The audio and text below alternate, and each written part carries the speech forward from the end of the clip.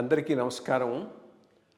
IYR talks మొదలుపెట్టి ఎఫెక్టివ్గా postings మొదలుపెట్టి ఒక సంవత్సర కాలం అయింది. ఈ సంవత్సర కాలంలో సబ్స్క్రైబర్స్ బేసు 3,000 నుంచి 33,000 దాకా పెరిగింది. ఐవైఆర్ టాక్స్ను ఆదరిస్తున్న మీ అందరికీ నా ధన్యవాదాలు. భవిష్యత్తులో కూడా ఇదే రకంగా ఐవైఆర్ టాక్స్ని మీరు ఆదరిస్తారని ఆశిస్తూ ఉన్నాను. Thank you. అక్కడ గవర్నమెంట్ ఎడ్యుకేషన్లో వేదాస్ కూడా ఓ డిపార్ట్మెంట్ ఉంది. మనకి సెకండరీ ఎడ్యుకేషన్ ఎలా ఉంటుందో అలా వాళ్ళకి వేదాస్ కూడా ఎడ్యుకేషన్ డిపార్ట్మెంట్ ఉంది. ఆ డైరెక్టర్ని పిలిచారండి మీటింగ్కి ఒక ఆయన. రెండో ఆయన ఎవరంటే ఇప్పుడు మనకి ఈనాడు ఇక్కడ ఎలా అయితే పాపులరు ఆంధ్ర తెలంగాణలో, అక్కడ రాజస్థాన్ పత్రిక అనే ఒకటి న్యూస్ పేపర్ ఒకటి చాలా పాపులర్ అండి. దానికి చైర్మన్ కులీష్ అని. అప్పటికి ఈనాడు 12 లక్షల సర్క్యులేషన్ అండి పెర్ డే, అది 40 లక్షల సర్క్యులేషన్ అండి. దీనికి ఆల్మోస్ట్ 3 times. దాని చైర్మన్ ఆ కులీష్కి వేదాలంటే ఇష్టం. వాళ్ళిద్దరికి ఫ్రెండ్షిప్ ఉందిట. ఎవరికి మన షెకావత్ గారికిను కులీష్కి. ఆయన వచ్చారు. ఇంతేనా మొత్తం 5 మీటింగ్ స్టార్ట్ అయిందండి. ఇది మొట్టమొదటి వ్యాలిడేషన్ అంటే ఈ 1130 శాఖలు ఉన్నాయని క్లెయిమ్ చేసింది ఏదైతే ఉందో. వెంటనే ఏమంటే 4 వేదాలకి ఎన్ని శాఖలు ఉండేవండి ఆయన డైరెక్టర్ని అడిగాడు. సుమారు 1100 అబోవ్ అని అన్నాడు. అప్పటికి నా పాయింట్ టిక్కు పెట్టారు. ఈ సుమారుగా మన ఇండిపెండెన్స్ వచ్చేప్పుడు ఎన్ని ఉండి ఉంటాయండి అన్నారు. 11 12 ఉండొచ్చు అన్నారు. అది 2వ టిక్ అయిపోయింది. ఇప్పటికి ఎన్ని ఉండొచ్చు అన్నారు. 7 8 ఉండొచ్చు అన్నారు. అయిపోయింది. నా ప్రపోజల్ వ్యాలిడేషన్ అయిపోయింది. అది చాలా ఇంపార్టెంట్. ఇచ్చేదంటే మనం కాకి లెక్కల కింద దీన్ని తీసుకోకూడదు, సీరియస్గా తీసుకోవాలి. అది అయిపోయింది. అది అన్నీ ఆయనకి. అయితే వీటిని ప్రిజర్వ్ చేయడానికి ఏం చేద్దాం అంటే, దీన్ని ప్రిజర్వ్ చేయాలంటే పూర్వం ఎవరైనా చేశారా? ఎవరో ఒక ఆయన చేశారు. గంగేశ్వరానంద్ అని 1960sలో 4 వేద శాఖలను ఒక పుస్తకంలో వేశారండి. కానీ మనం 7 ఎన్నో ఉన్నాయని కనుక ఇప్పుడు సంఖ్య పెంచింది కనుక ఇంకో పెద్ద పుస్తకం వేయాలి. ఆయన వెంటనే కులీష్ అన్నారు, నాకు మ్యాన్ పవర్ ఉంది, మనీ పవర్ తక్కువ ఉంది, అంటే గవర్నమెంట్ తరఫున ఫండింగ్ చేస్తాను. సో ఆ రకంగా అంటే లోకల్ ట్రస్ట్ అయి ఉండాలి. అంటే రాజస్థాన్లో ఉన్నటువంటి అక్కడ రిజిస్టర్ అయిన ట్రస్ట్ అయితే వాళ్ళ ట్రస్ట్ ద్వారా చేయించాలి. మన ఎప్పుడైనా అవసరం వస్తే మీకు వర్క్ అవ్వడం అంటే మాకు వర్క్ అవ్వడం ప్రధానం తప్ప మాకు హైదరాబాద్ అయిందా, రాజస్థాన్లో జైపూర్ అయిందా మాకు ప్రధానం కాదంటే అది వర్క్ ప్రారంభమైందండి. అలాగే శంకరదాస్ శర్మ గారిని కలిసిన వారం రోజులు వర్క్ స్టార్ట్ అయిపోయిందండి. ఆశ్చర్యం అసలు. 95 నేను April 20th నేను కలిసి May 1st వర్క్ స్టార్ట్ అయిందండి. అలాగా మేము అంటే మొట్టమొదటి ఆయన అడిగినప్పుడు ఎన్నాళ్ళు చేయాలి సెర్చింగ్ అన్నారు. ఏదో 3 months 4 months కాదండి, 5 years మినిమం చేయాలి. ప్రపంచంలో ఎక్కడ ఉందంటే వెళ్ళాలి. ఏమంటే ఒక పేజీ దొరికినా సరే దొరికినట్టే. అలా చేస్తే మాకు 4 శాఖలు దొరికాయండి ఎడిషనల్గా, ఈ 7 కాకుండా. సో 7+4 ఈ 11 కలిపి ఒక్క పుస్తకం చేసేవాడి. అది ఈ పుస్తకం ఉండేది. 11 branches 11 సంహితలు చెప్తాను సార్ ముందర.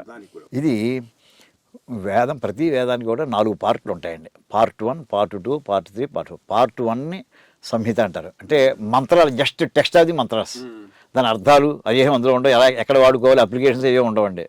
Part 2లోకి వచ్చాడు దాని వినియోగం, అప్లికేషన్స్ ఎక్కడ, ఈ మంత్రం ఉంది ఇక్కడ కరెక్టే Part 1లో, దాన్ని ఎక్కడ వాడుకోవాలి, ఎలా వాడుకోవాలి అని Part 2లో ఉంటాయండి. దాని పేరు బ్రాహ్మణము అంటారు. అందులోంచి మళ్ళీ ఆరణ్యకం అని, ఇంకా ఫ్యామిలీ లైఫ్ అయిపోయిన తర్వాత నువ్వు ఫారెస్ట్కి వెళ్ళాలి, మెల్లగా డిసోసియేట్ అయిపోతూ ఉండు. సన్యాసం ఫైనల్ స్టెప్. దాని ముందర ప్రిపరేటరీ కింద వానప్రస్థంలో ఏం పనులు చేయాలి. వానప్రస్థం అంటే అరణ్యంలో భార్యాభర్త ఇద్దరు ఉండొచ్చు. అండ్ అలాంటి చోట ఏం చేసుకోవాలి, అది ఆరణ్యకం అంటారండి. ఇంకా ఫైనల్ ఏంటంటే ఇంకా ఫుల్ డిటాచ్మెంట్ తోటి సన్యాసాశ్రమం. అంటే ఆ రకంగా ఉన్న అన్ని మంత్రాలకి కూడా ఆధారం మొట్టమొదటి Part 1 అండి. అందుకోసం ఈ పుస్తకం 11 సంహితలు కలిపి ఈ పుస్తకం తయారు చేయడం జరిగిందండి. ఇది సంహితలతో సంహిత 11 సంహితలు. ఇది అపూర్వమైనటువంటి ఒక వర్క్ అయిందండి. 15 సంవత్సరాలు పట్టిందండి ఈ పుస్తకం తయారు చేయడానికి. 95లో ప్రారంభించింది, 2010 నాటికి అయిందండి. సంహితలు ఈ మొత్తం 11 వేదాలకు సంబంధించి ఓకే, 4 వేదాల్లో ఉండేటటువంటి 11 సంహితలు. రైట్. 4 వేదాలు కలిపి 1131 ఉండేది. ఓకే ఓకే 11 మనం అవైలబుల్ గా ఉన్న 7 ప్లస్ మీరు సెర్చ్ చేయగా దొరికినటువంటి ఇంకో 4, 11. అంటే ఈ 4 ఎక్కడెక్కడో ఉన్నాయి. అంటే ప్రాక్టీస్లో సెర్చింగ్ అంటే దొరికిందంటే ఎక్కడో ఉందని అర్థం. కానీ ప్రాక్టికల్గా ఎవరికి ఉందని అంత సీరియస్గా ఎవరు తీసుకోవట్లేదు. ఓ జనరేషన్ అయితే అది కూడా మిస్ అయిపోయి ఉండేదే. ఇంకా మొత్తం ఈ రకంగా ఈ పుస్తకం 2015 నాటికి 2010 నాటికి రెడీ అయిందండి. అయితే ఈ లోపుగా పెద్దవాళ్ళందరూ కాలం చేసేసారు. శంకరదాస్ శర్మ గారు వెళ్ళిపోయారు, కులీష్ వెళ్ళిపోయారు, తర్వాత షెకావత్ వెళ్ళిపోయారు. అయితే వర్క్ మాత్రం కింద సెక్షన్లో నడుస్తూనే ఉంది. నాకు 2016లో ఈ పుస్తకం చేతికి వచ్చిందండి. అప్పటి నుంచి దీని మీద అంటే మనం చేసినటువంటి ఆ వేళ వేసినటువంటి చిన్న విత్తనం ఆలోచన అది అది పరిపక్వమై దీన్ని ఒక ఊరేగింపు కింద చేద్దామని చెప్పి ముందర ఫస్ట్ అసలు ఉందని అవేర్నెస్ క్రియేట్ చేయాలి జనానికి. దీని యొక్క ఎటువంటి కండిషన్స్లో మనం ఈ పుస్తకం తయారు చేసుకున్నాం, ఈవేళ స్టేటస్ ఏమిటి. ఇంకోటి ఇది క్లోజ్డ్ కదండి, రేపు వదిలి ఎక్కడైనా ఇంకో అదృష్టం ఇంకో శాఖ దొరికిందనుకోండి, నెక్స్ట్ ఎడిషన్లో మనం ప్రింట్ చేయొచ్చు, 12 చేయొచ్చు, 11 దగ్గర ఆగిపోయక్కలేదు. అలా ఒక వెర్షన్ కింద తయారు చేసామండి ఇది. ఇదంతా కూడా అయితే కాపీ రైట్స్ అన్నీ కూడా వాళ్ళకే ఉన్నాయి, ఆ పబ్లికేషన్స్ చేసినటువంటి వాళ్ళకే ఉంటాయి. దీని మీద ఏం చేసామంటే ఇది అవేర్నెస్ కోసం అని ముందర BHAలో ముందర ఒక ఊరేగింపు కింద ప్రారంభించామండి. PVRK ప్రసాద్ గారు ఆవేళ మీటింగ్ వచ్చారు. అంత జనం ఏమిటి వేళ ముందర మేము అనుకున్నది 50 మంది ఉంటే చాలు అనుకున్నది 3000 మంది ఊరేగింపులు పార్టిసిపేట్ చేశారండి. పల్లకీలో పెట్టి ఈ పుస్తకాన్ని మనకి ఇలాగే ప్రాచీనమైనటువంటి గ్రంథం ఏంటంటే వాల్మీకి రామాయణం. ఆ వాల్మీకి రామాయణం మాకు ఉత్తరాఖండ అది తాళపత్ర గ్రంథం లభించిందండి. ఇది ఇలా ఉంటుంది, అది తాళపత్ర గ్రంథం. ఉత్తరామాయణం తెలుగు ఉత్తరామాయణం అంటాం. ఇది వాల్మీకి రామాయణం తెలుగు లిపిలో రాసుకున్నది. తెలుగు లిపిలో రాసింది వాల్మీకి రామాయణం ఇది తెలుగు సంస్కృతం మాటే, అదేలే లిపి తెలుగు. లిపి తెలుగు. ఉదాహరణ మనకి కౌసల్య సుప్రజారామ చదువుతామండి, అది సంస్కృత శ్లోకం కానీ తెలుగు లిపిలోనే చదువుకున్నాం మనం. దేవనాగరి కాకుండా తెలుగు లిపిలో ఒకటి. ఇప్పుడు మనకి నిత్యానంద గారి చదువుకుంటాం అనుకోండి, అన్నపూర్ణాష్టకం అవన్నీ సంస్కృత శ్లోకాలే కానీ తెలుగు లిపిలో చదువుకుంటూ ఉంటాం. అలాగా ఈ 2 పుస్తకాలని ఇది ఎక్కడ దొరికింది? ఇది ఒక వేలంపాట్లో దొరికిందండి. చాలా బాధేస్తా ఆ మాట చెప్పడానికి బాధగా ఉంటుంది. ఇది కాకతీయుల కాలంలో రాసినటువంటి గ్రంథం అని సుమారు 700-800 సంవత్సరాలు ఈ భాగం 700-800 సంవత్సరాలు ఇంతవరకు ఉంది. ఇది ఎక్కడి నుంచి ఎక్కడి వరకు ఉంది? ఉత్తరామాయణం మొదటి శ్లోకం మొత్తం అంతా ఉందండి. ఉత్తరాఖండ అంతా ఉంది ఇందులో. ఏమండి ఇలాగే నాకు ఇంకొక ప్రాచీనది ఒక తామ్రపత్రం లభించిందండి. తాళపత్రం ఏమో ఇందాక రామాయణానికి, తామ్రపత్రం అసలు ఈ లిపి మామూలుగా ఈవేళ ఎక్కడ వాడుకలో లేదండి. ఈ మధ్య అంటే ఇలా 15 సంవత్సరాల నుంచి ప్రయత్నం చేస్తున్నాం ఏమిటి ఉంటుంది ఇది అంటే ప్రాచీనం అంటే ఏమిటి, అందులో ఏదో విషయం ఏదో ఉండాలి.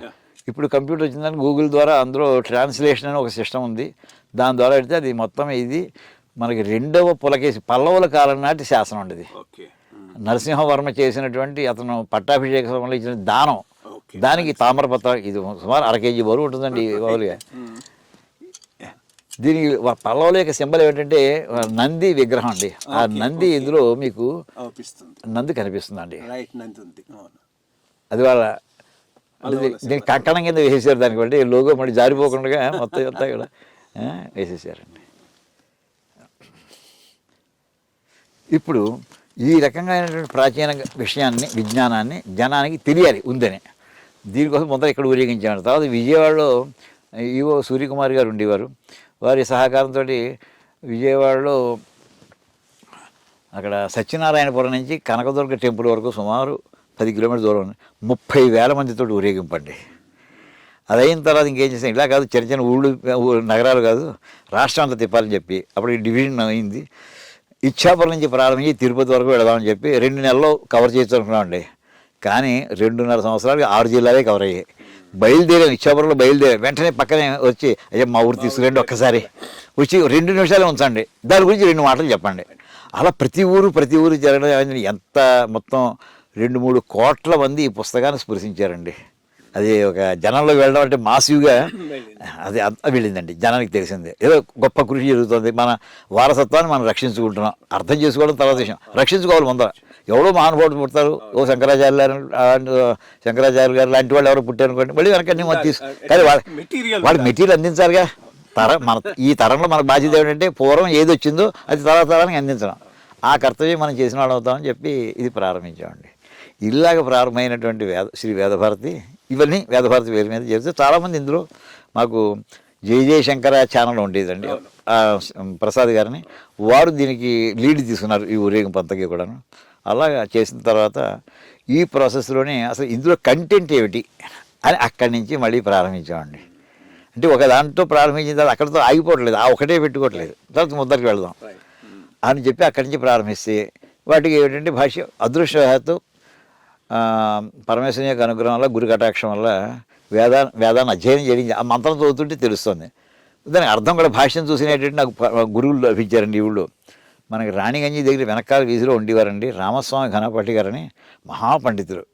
వారికి పరమాచారి ఎంత ప్రీతి మాత్రలో చెప్పలేను నేను అసలు. వారి దగ్గర నాకు విద్యారణ్య భాష్యం చదువుకునే అదృష్టం కలిగిందండి. వారు భాష్యాన్ని ఎలా ఓపెన్ చేసుకోవాలి, ఒక వాక్యాన్ని ఎలా చదువుకోవాలి, అది మామూలుగా స్టైల్ కాదండి, అది డిఫరెంట్ స్టైల్, అసలు ఆ ప్రోజు స్టైలే వేరు. అది కొంత చూపించారండి. దాంతో చూస్తుంటే అప్పుడు ఈ మంత్రాలన్నీ చూస్తుంటే భాష్య తిరుపతి వాడు పబ్లిష్ చేసినటువంటి భాష్యం తెలుగు అనువాదాలు చదువుతుంటే ఇదేదో ఫిజిక్స్ మంత్రంలా ఉంది, ఇది కెమిస్ట్రీ మంత్రంలా ఉంది, ఇది మ్యాథమెటిక్స్ మంత్రంలా ఉంది, ఇది ఎకనామిక్స్ మంత్రంలా ఉంది, ఇలా కనిపించడం ప్రతి మంత్రాన్ని చదువుకుంటే మొత్తం ఈ చివరి 4 వేదాలు ట్రాన్స్లేషన్స్ చూశానండి. చూస్తే సుమారు ఒక 1000 మంత్రాలు మోస్ట్ మోడర్న్ సైన్స్కి సంబంధించిన మంత్రాలు దొరికాయండి. మొదలు ఇండెక్స్ ప్రిపేర్ చేశాను. ఇదేదో ఫిజిక్స్ మంత్రం, ఇది మెడిసిన్ మంత్రం, అందులో ఇది ప్యాథాలజీ మంత్రం, ఇది మైక్రోబయాలజీ మంత్రం, అంత మైన్యూట్, అందులో నిమ్స్లో పనిచేయడం వల్ల వెరైటీస్ ఆఫ్ మెడికల్ సైన్సెస్కి ఎక్స్పోజర్ రావడంతో కొంత తెలుస్తుంది కదండి. ఇలా బ్రాడ్గా డివిజన్ చేసుకుంటూ వచ్చిన తర్వాత అప్పుడు డీటెయిల్ నాకు పరిచయం ఉన్నటువంటిది ఫిజిక్స్కి సంబంధించిన మంత్రాలు ఏమున్నాయి అవి తీసుకుందాం. తర్వాత మ్యాథమెటిక్స్ మంత్రాలు ఏమున్నాయి, కెమిస్ట్రీ, ఇవన్నీ చిన్నప్పటి నుంచి మనకు సబ్జెక్టులో పరిచయం ఉంది. నాకు బాటనీ జువాలజీ నాకు పరిచయం లేదు కనుక అంతవరకు తెలుస్తాయి అంతే, లోపల వెళ్ళడానికి కాన్సెప్ట్ నాకు లేదు.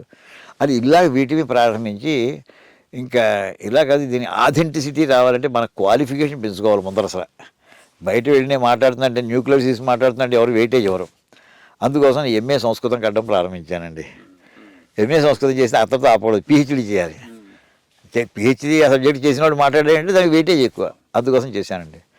అది అయిన తర్వాత అయితే వేదంలో astronomical information plenty of information ఉందండి, గుప్పించేశారు మహర్షులు. అది మనకి మా ఇంట్లో ఏంటంటే సంస్కృతము శాస్త్రాల మీద కృషి చేసిన వాళ్ళే మా బాబాయ్ కానీ మా తాతగారు వీళ్ళందరూ కూడా ఘనపాఠులు మహామహోపాధ్యాయులే. జ్యోతిషం సైడ్కి వాడు వెళ్ళలేదు, ఆ వాసన మాకు తగలలేదు. అయితే అది చదివితే తప్ప మనకి వేదంలో ఆ మంత్రం యొక్క భావం తెలియదు. అందుకోసం ఇక్కడ నాకు చిరావూరు సుబ్రహ్మణ్యం గారు ప్రొఫెసర్ వారు ఉండేవారు తెలుగు యూనివర్సిటీలో, వారి సూచన మేరకు నేను ఎంఏ జ్యోతిషం కట్టి మళ్ళీ పిహెచ్డీ చేశానండి. MA PhD